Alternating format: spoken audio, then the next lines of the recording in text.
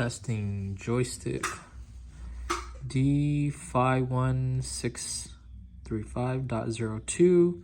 Last three serial is 251. I had this hooked up. This is mainly used on the Permobil Corpus M3. What is it? The F3 M3, or I'm sorry, M1.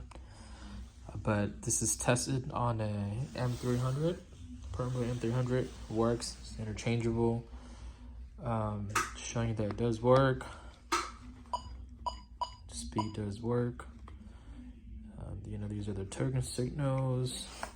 Again, the M3 lights if they had it, but this is an M300, so it doesn't have that settings.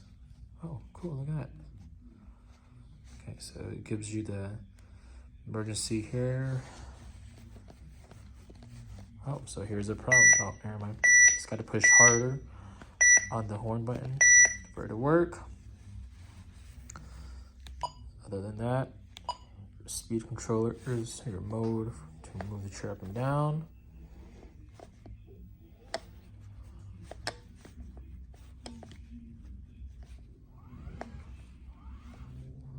Okay.